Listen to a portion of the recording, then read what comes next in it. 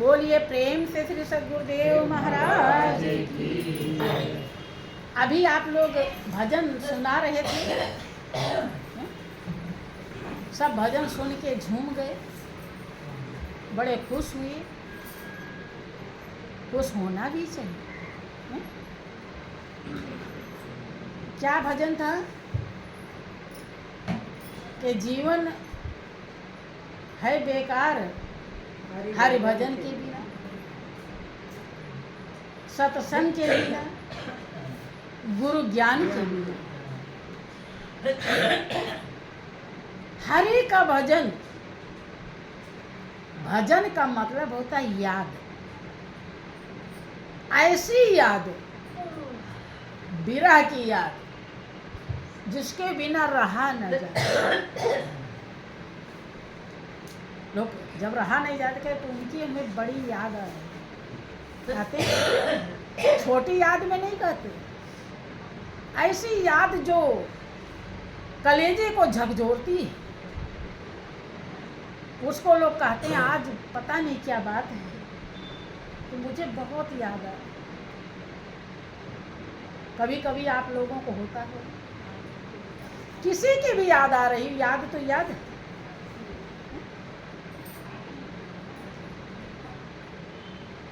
जो याद आ रही है वही है भजन। याद कब आएगी? जब प्रेम होगा। और प्रेम कब होगा? जब परिचय होगा। भजन गाना बजाना नहीं है, भजन आपके रोम रोम में रमता है।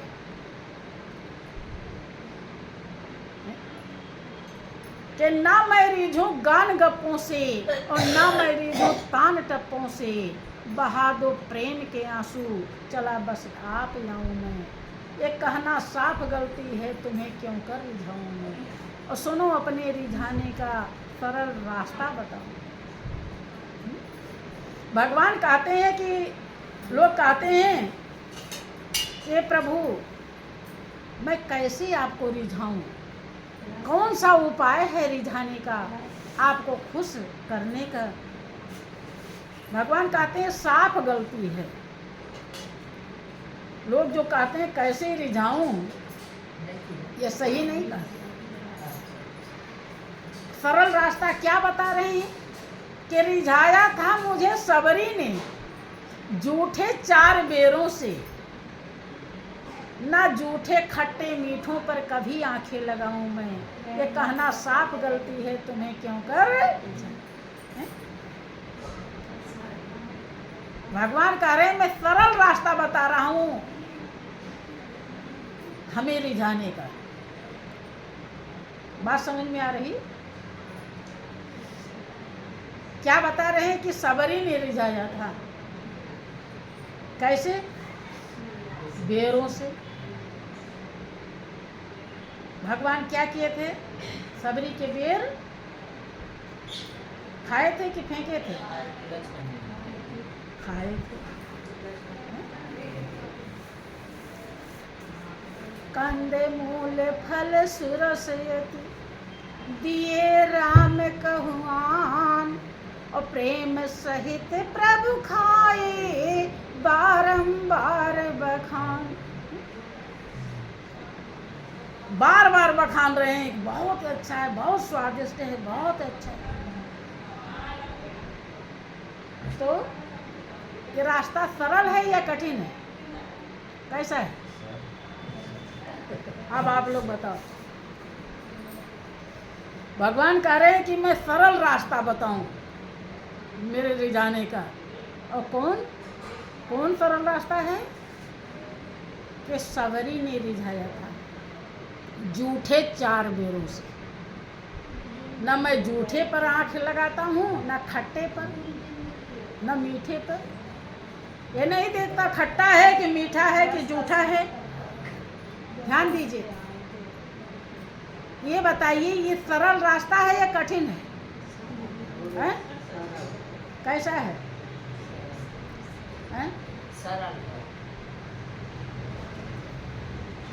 बोलिए प्रेम से श्री सच्चिदानंद भगवान कहा जाता 12 वर्ष रहो संतों की टोली, तब समझो एक बोल। यही समस्या है। संत महान पुरुषों की वाणी को समझना आसान नहीं है। सबरी पता नहीं कितने जन्मों से कितने तपस्या करी थी, और पूर्व जन्म में वो एक रानी थी। भगवान के प्रेम के लिए उसने मरते समय वरदान मांगा था कि प्रभु मुझे ऐसा जन्म दे देना जिससे मैं आपके चरणों से प्रेम कर सकूं। रानी पद को त्याग किया, राजा को त्याग किया, राजड़ी सिंहासन त्याग किया, कोई महत्व नहीं दिया, केवल महत्व दिया प्रभु के प्रेम का। ठीक रहता है कि राजा के साथ में वो गंगा स्नान के लिए आई हुई थी प्रयागराज, और वहीं पर साधु महात्मा सत्संग भजन कर रहे थे। तो रानी संस्कारी पहले जन्म की ही, पता नहीं कितने जन्मों से रानी होने के कारण दान पुण्य बहुत की थी, इसलिए रानी बनी। और राजा नास्तिक थे, वो कहीं जाने नहीं देते। तो रानी ने कहा कि राजन मेरी विनती सुन लीजिए और थोड़ी देर मुझे संतों के पास बैठने। राजा को तो बेइज्जती होने लगी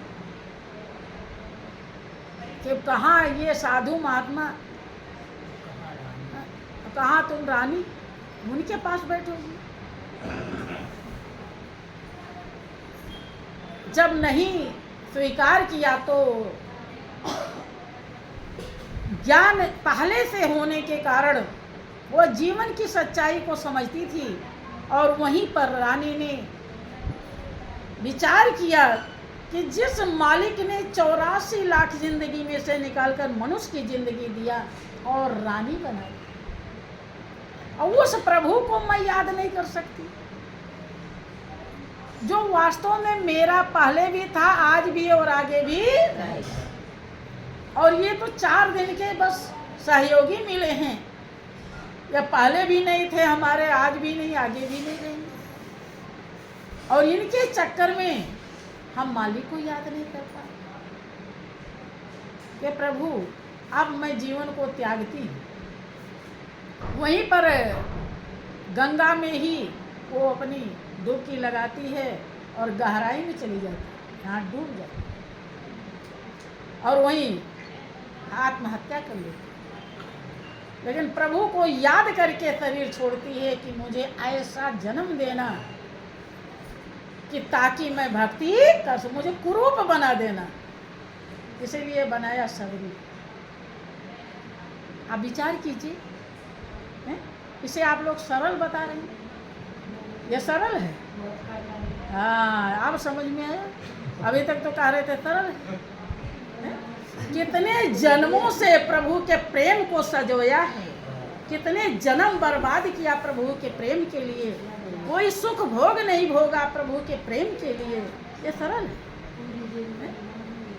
आप लोगों को तो रिश्तेदार आ जाए तो सत्संग छोड़ देते, क्या त्याग है, और उसने कितना त्याग किया। तो भगवान ऐसे जूठे बेर खा लिए क्या आसानी से? यही समझो, आपका तो जूठे क्या पवित्र बेर नहीं खाते, उसका जूठा कैसे खा लिए?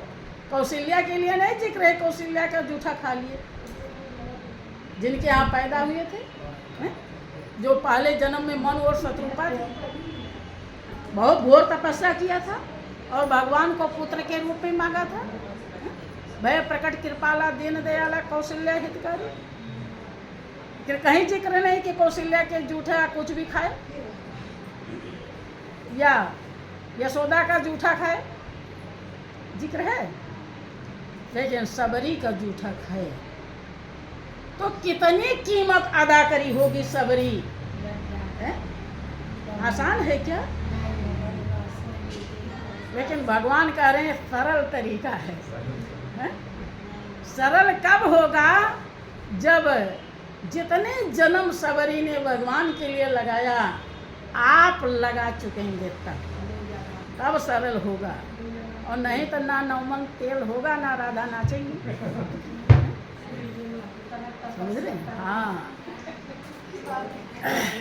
तो ध्यान दीजिए, बोलिए प्रेम से श्री सच्चिदानंद भगवान। तो इस प्रेम के लिए जीवन बेकार है। क्या समझ पाते हैं? खाली गाने के लिए नहीं। अब जब शुरू करेंगे तभी तो पहुंचेंगे भाई, थोड़ा थोड़ा प्रेम लगाएंगे तभी तो। अब सबरी को एकदम सबरी का जन्म नहीं मिल गया, एकदम भगवान जूठे बेर नहीं खा लिए, कई जन्म लगा। तो आप भी जब थोड़ा थोड़ा प्रेम को बढ़ाना शुरू करेंगे, इस जन्म में नहीं से अगले जन्म में, अगले जन्म में नहीं से अगले जन्म में, जब भी मिलेगा भाई, जहाँ तक मंजिल पहुँचे रहेंगे उतना तो दूरी कम हुई रहेगी।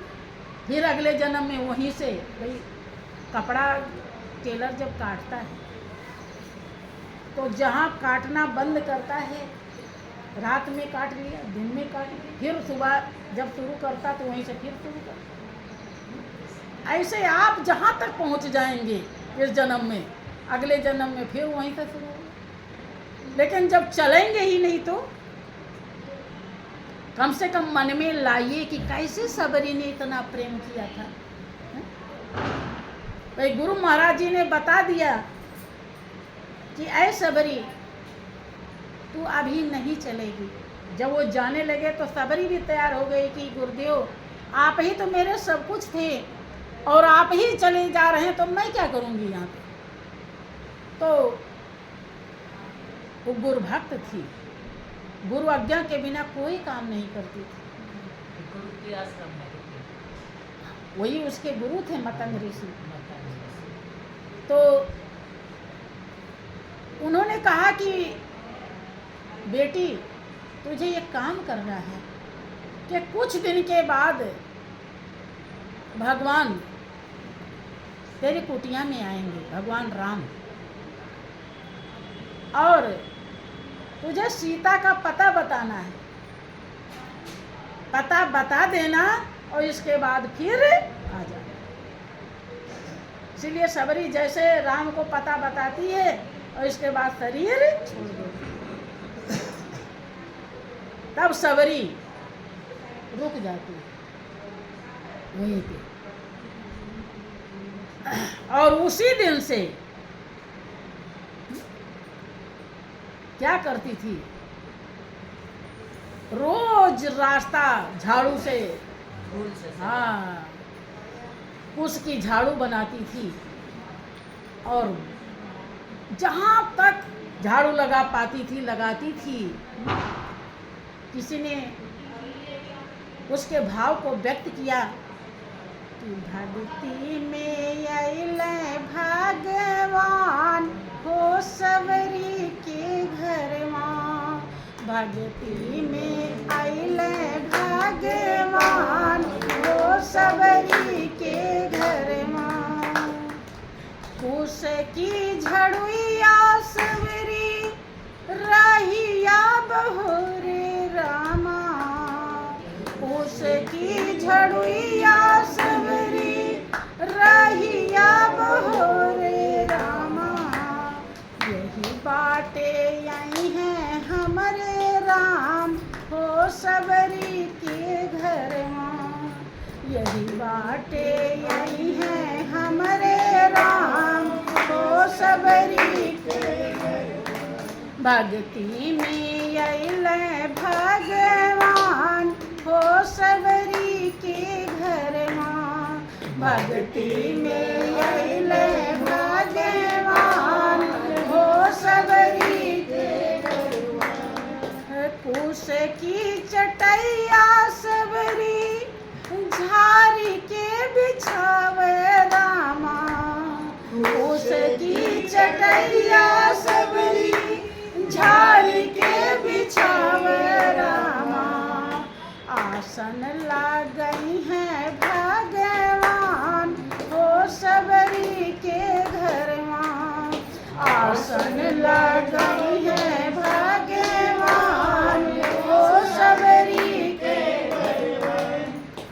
भक्ति में अइले भगवान वो सबरी के घर माँ। भक्ति में अइले भगवान वो सबरी के घर माँ। बन की बेरिया सबरी चाखी चाखी तोड़े रामा। बन की बेरिया सबरी चाखी चाखी तोड़े रामा। भगवा लाग गई है भगवान ओ सबरी के घर में। भगवा लाग गई है भगवान ओ सबरी के घर में। रोज करती थी ये काम, रोज नित्य। आप लोगों को पता चल जाता है कि सत्संग होने वाला है तो आसन भी लगा के फिट नहीं रहते। तो विचार कीजिए, और वो जान भी नहीं रही कि आज आएंगे कब आएंगे। बुढ़ापा आ गया उसका, इंतजार करते करते बुढ़िया हो गई, लेकिन हिम्मत नहीं हारी और रोज नित्य यही काम करती रही। अथाह प्रेम को इकट्ठा किया और उस प्रेम के बदले में भगवान ने जूठे बेर। तो अब श्री सच्चिदानंद भगवान की भजन जो गाते हो जिन पदों को उसे समझो। जीवन है बेकार सत्संग के बिना, गुरु ज्ञान के बिना। ज्ञान किसे कहते हैं ये समझिए। ज्ञान, गुरु ज्ञान जो है, ज्ञान तो बहुत है दुनिया में, गुरु ज्ञान देखो समझो बहन, हमसे नहीं। ज्ञान तो आपका कर्म देगा, उस लायक जब होंगे तभी मिलेगा। कोई नहीं देता और कोई नहीं लेता, कर्म बनाना पड़ता है। तो ज्ञान बहुत है दुनिया में। बहुत लोग कोई चीज देख लेते हैं, उन्हें तुरंत आ जाता है, सीख लेते हैं। कढ़ाई बुनाई है, देख लिया वैसे कर दिया, तो बहुत ज्ञानी है, बड़े कलाकार है, उसको बड़ा ज्ञान है। लेकिन ये सब ज्ञान, ऐसे बहुत ज्ञान है, ज्ञान ही ज्ञान है दुनिया में। ये ज्ञान यहीं तक रह जाता है। कितना भी कढ़ाई बुनाई कर लिया है आपने, क्या आपकी आत्मा को शांति दे देगा? क्या आपके साथ में वो जाएगा? फिर ये ज्ञान काहे का है? ये ज्ञान तुच्छ ज्ञान कहलाता है। गुरु ज्ञान अविनाशी ज्ञान होता है। ज्ञान स्वरूप परमात्मा है। परमात्मा को पहचानना ही ज्ञान है। इसलिए जीवन है बेकार गुरु ज्ञान के। और जब ज्ञान मिला, मालिक का परिचय हो गया, तो हो गया सत्य का संग। फिर अगर सत्य का संग नहीं हुआ तो जीवन है बेकार सत्संग के लिए। जो आप गाते हो उन पदों को जानना भी जरूरी है। गाते गाते तो जिंदगी चली जाती है और हम बूझ ही नहीं पाए। यहाँ तक कि आप जो घर में काम करते हो इसे भी नहीं जानते हो। इसे भी संत महान पुरुष जानते हैं, ये क्या है क्या नहीं है।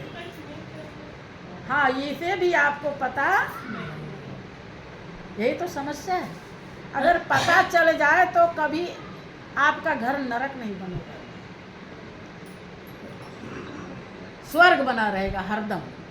आप किसी से भी ईर्ष्या द्वेष नहीं करेंगे, कभी किसी चीज का अहंकार नहीं करेंगे, किसी को सताएंगे नहीं, किसी को आप धोखा नहीं देंगे। किसके लिए देंगे? हैं? जिन बेटा बेटी के लिए, जिन पति परिवार के लिए आप किसी के प्रति छल करते हैं, क्या वो आपके अपने हैं? अज्ञानता में ही तो करते हैं, सच्चाई को जानते नहीं। इस सच्चाई को दर्शाने के लिए महापुरुष आते हैं और अभी उन पदों में गा रहे थे कि पाप की गठरी सिर पे धरी और धरे लेकर चली आई, कि वो कौन उतारे बोझ तुम्हारे लिए। सब अपना बनाए हैं, जिनको उन्हीं से उतरवाओ, वही तो उतारेंगे। तो उतार वाला हाँ, तो ऊपर गए नहीं, अब कार्य तुम्हारे बिना खाली कहने से वो हमारे हो गए। अरे उन्हें अपना बनाओ तो वो तो इतना पावन है, इतना पावन है। जब जब आप देखो, आप मंदिर में जाते हो और जैसे आप हाथ जोड़ते हो, आंखें बंद हो जाती हैं, सर झुकाते हो, उतनी देर में, उतनी देर के लिए आपको शांति मिल जाती है। जबकि आप उस सत्य को पहचानते नहीं, केवल मान के आपने सर झुकाया है, और फिर भी वो शांति दे रहा है। और जब जान के हरदम उससे जुड़े रहेंगे, तब कितनी सच्चाई की कमाई होगी। नख से लेकर चोटी तक पावन। फिर काहे को ईर्ष्या द्वेष? अज्ञानता के कारण तो हम ये गलत करते हैं। अब उजाला हो गया तो दिखाई पड़ रहा है ना कि कहाँ क्या चीज है। अंधेरे में थोड़े दिखाई पड़ता है। अंधेरे में तो आप किसी के ऊपर चढ़ ही जाओगे, कोई चीज पैर के नीचे दब जाएगा।